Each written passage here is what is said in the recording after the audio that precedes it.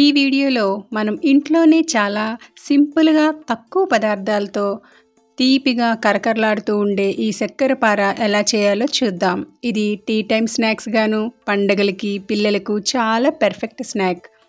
చిన్న చిన్న టిప్స్ తెలిస్తే చాలండి, చాలా సులభంగా ఇవి ఇంట్లోనే తయారు చేసుకోవచ్చు. మనం ఇక్కడ మైదా కాకుండా గోధుమ పిండి, బెల్లంతో ఈ రెసిపీని చేసి చూపించబోతున్నాను. వీడియో పూర్తిగా చూడండి. హాయ్ అండి, నమస్తే. నేను మీ Raji. Welcome back to Raji cooks. అరకప్పు బెల్లం తురుము తీసుకుని, మీరు బెల్లం వద్దు షుగర్తో చేసుకోవాలనుకుంటే షుగర్ కూడా అరకప్పు వరకు తీసుకోవచ్చండి. మనం షుగర్తో చేస్తున్నట్లయితే షుగర్ పౌడర్ని డైరెక్ట్గా పిండిలో వేసుకోవచ్చు.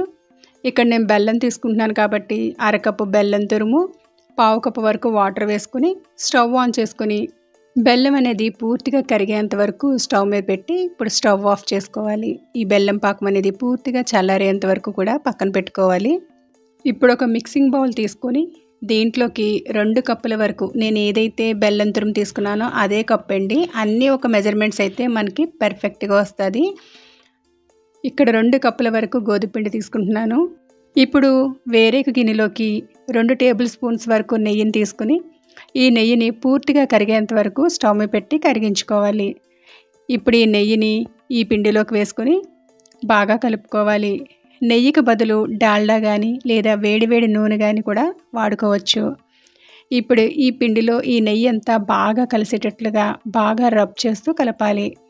ఇక్కడ పిండిలో నెయ్యి వేసి కలపడం అన్నది కూడా చాలా ఇంపార్టెంట్. అప్పుడే మనకి చక్కెర పార అనేది చాలా గుల్లగా క్రంచీగా వస్తాయి.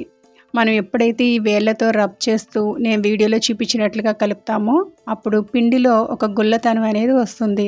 పిండిని ఇలా చేతికి తీసుకుని ముద్ద కడితే ముద్ద అవ్వాలి. అవ్వలేదు అంటే నెయ్యి సరిపోలేదని కాస్త యాడ్ చేసుకోవాలి. అలాగే ఇందులోకి ఒక పావు స్పూన్ వరకు ఇలాచీ పౌడర్ని, అలాగే ముందుగా చేసుకున్న బెల్లం పాకాన్ని కూడా ఇలా ఫిల్టర్ చేసి వేసుకోవాలి. ఏమన్నా డస్ట్ పార్టికల్స్ ఉంటే ఈ ఫిల్టర్ ద్వారా వచ్చేస్తాయి. ఇప్పుడు పిండి అంతా బాగా కలిసేటట్లుగా కలుపుకొని అవసరమైతే చాలా తక్కువ వాటర్ పడతాయండి. ఇక్కడ నేను ఒక పావు కప్పు వరకు వాటర్ తీసుకున్నాను. లైట్గా కొద్దిగా వాటర్ని యాడ్ చేస్తూ పిండి అనేది బాగా కలుపుకోవాలి. మనకి ఇక్కడ చపాతీ పిండి కన్నా కాస్త గట్టిగానే కలుపుకోవాలి. ఎక్కువగా వాటర్ తీసుకోకూడదు. తక్కువ వాటర్ వేసుకుంటూ ఈ పిండి ముద్దని కాస్త గట్టిగానే కలుపుకోవాలి. ఇలా బాగా గట్టిగా కలపడం వల్ల మనకి లోపల అనేది గుల్లగా లేయర్స్లా ఉంటుందండి. చూసారా ఎలా ఉందో? ఇప్పుడు మరొకసారి బాగా కలిపి ఈ పిండి ముద్దపై మూత పెట్టి ఒక 10 నిమిషాలు వదిలేయండి. ఈలోగా చపాతీ చేసుకునే రాయి కర్ర తీసుకున్నాను. దీని మీద కాస్త నెయ్యిని అప్లై చేసుకుంటున్నాను. ఇలా చేయడం వల్ల మనకి చపాతీలు ఈజీగా చేసుకోవడానికి ఉంటుంది.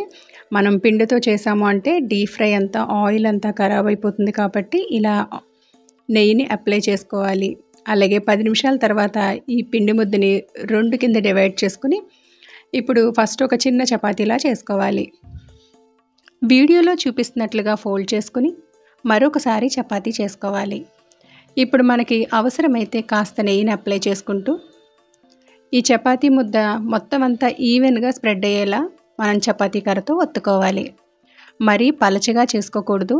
కనీసం ఒక అరించు మందమైన ఉండేలా చూసుకోవాలి.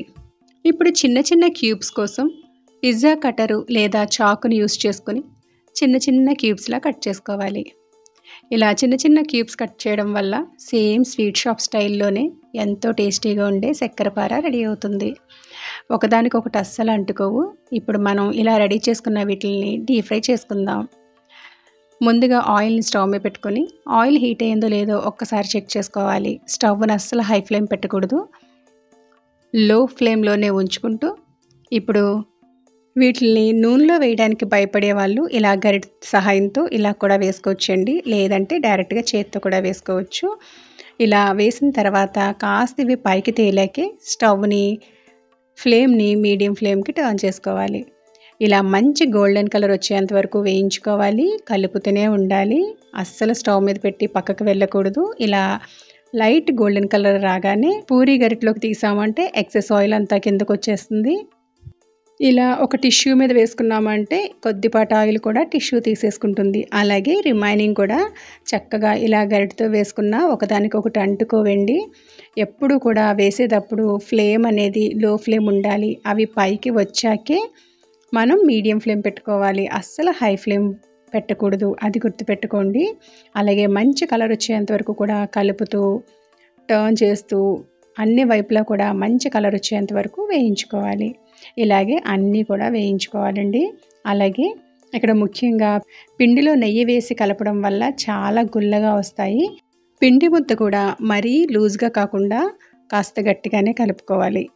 ఇంతేనండి, ఎంతో టేస్టీగా ఉండే చక్కెరపార మీకు స్వీట్ షాప్ స్టైల్లో ఎంతో క్రిస్పీగా క్రంచీగా ఇంట్లోనే చేసుకోవచ్చు. మరి మీకు ఈ రెసిపీ నచ్చిందా ఫ్రెండ్స్? మీరు కూడా తప్పకుండా ఈ పండగకి ట్రై చేయండి. చాలా తక్కువ ఇంగ్రీడియంట్స్తో ఎంతో టేస్టీగా ఉండే చక్కెరపార రెడీ అండి.